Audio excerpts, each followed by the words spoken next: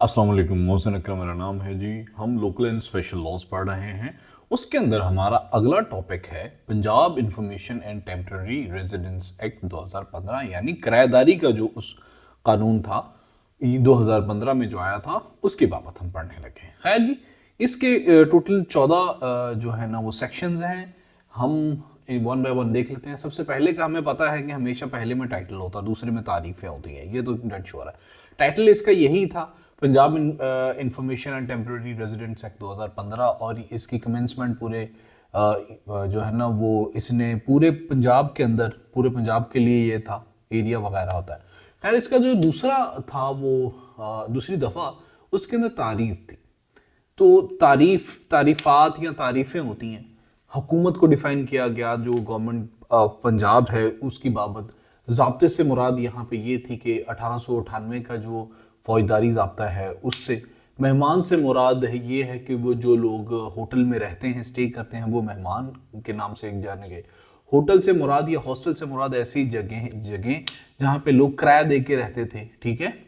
जिम्मेदार से मुराद या मालिक से मुराद यहाँ से मालिक मकान था, और मैनेजर से मुराद वो बंदा जो कि मालिक मकान ने, जिम्मेदार ने अपने होटल को मैनेज करने के लिए, वहाँ पे जो मेहमान आते हैं उनकी उनकी बाबत एंट्रियाँ करने के लिए, उनकी बाबत उनका सारे प्रोटोकॉल्स को मैनेज करने के लिए, कमरे या वो जो जगह है रेंट पे देने के, वो सारी मैनेजमेंट को मैनेजर कहा गया। खैर, तीसरा सेक्शन इसका बात करता है पुलिस को इत्तला, यानी तीसरे सेक्शन के अंदर आते ही उसने पहले एक तो तारुफ कराया। तारीफ के तीसरे सेक्शन उसने कहा कि प्रॉपर्टी डीलर जो सौदा करवाएगा, जिम्मेदार, मालिक मकान या किरायादार, इन तीनों में से कोई एक हर सूरत में 15 दिन से पहले पहले पुलिस को इत्तला देगा, और ये तेज तरीन जराए में से करेगा। मतलब 15 दिन इज डेडलाइन, उससे पहले बल्कि 24 घंटे के अंदर मैनेजर पुलिस को हर हाल में इत्तला देगा, तेज तरीन जराए को इस्तेमाल करते हुए। मतलब बहुत ही, जिम्मेदार से मुराद एक बहुत फारफ्लंग एरिया, तो 15 दिन के अंदर अंदर वो पुलिस को इत्तला देगा, जो करीबी पुलिस स्टेशन होगा उसको। चौथा सेक्शन इसका तलबा और स्टाफ के अलावा मेहमान, जो चौथे सेक्शन के अंदर यह है कि तलबा और जो स्टाफ, होटल का स्टाफ होगा, उसके अलावा बाकी मानदा जितने लोग होंगे, होटल के लोग, ये जो जिम्मेदार होगा, मालिक होगा, मैनेजर होगा, उनकी बाबत टोटल रिकॉर्ड मैनेज करेगा।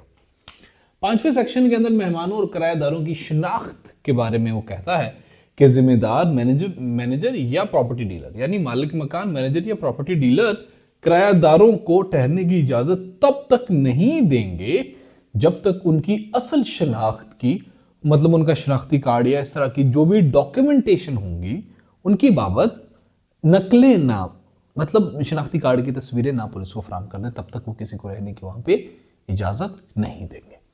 छठा सेक्शन इसका मालूमात के इस्तेमाल से मुताल्लिक है। मतलब पुलिस तमाम किराएदारों और मेहमानों का डेटा का तज्जिया करेगी, ठीक है, और इस डेटा को किसी और मकसद के लिए इस्तेमाल नहीं करेगी।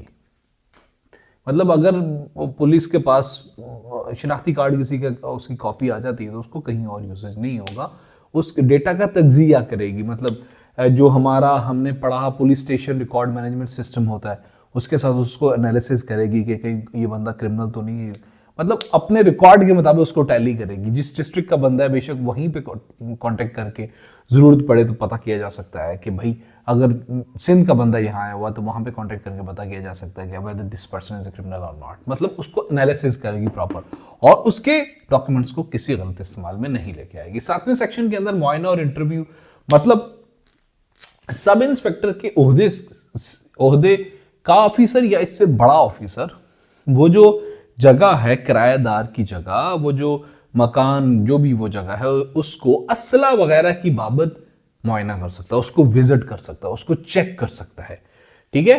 मालिक, जिम्मेदार या मैनेजर से इस्तफसार भी कर सकता है, भाई हाँ ये जो किराएदार तुम्हारे पास आया है, इसके पास कोई वेपन तो नहीं है, इसके पास वेपन है तो कितना बड़ा वेपन है, कौन सा वेपन है, ठीक है, उस बाबत उससे बात कर सकता है। आठवें सेक्शन के अंदर आछी असला और धमाका खेज मवाद से मुताल्लिक यह है कि हॉस्टल या होटल का मालिक या मैनेजर या जिम्मेदार आछी असला की बाबत अगर किराएदार के पास होगा तो वो खुद नोट करेगा, भाई कौन सा वेपन है, कैसा दिखता है, कितनी गोलियां हैं, कैसे बम है, क्या इसके पास है, खुद नोट करेगा और इसका डेटा पुलिस को फराहम करेगा।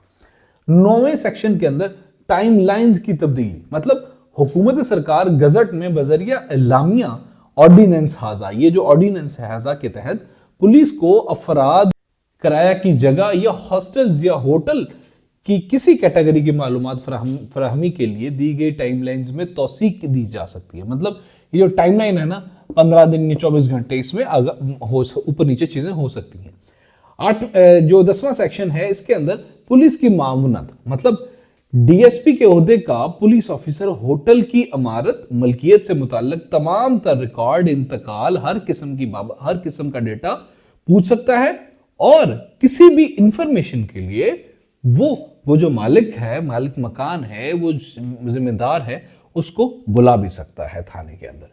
11वें सेक्शन के अंदर ताजीर की बाबत वो कहता है, मतलब अगर कोई बंदा 3, 4, 5, 8, 7 और 10 की खिलाफ वर्जी करेगा तो उसको 6 माह तक कैद और 10,000 से लेके 1 लाख तक जुर्माना हो सकता है।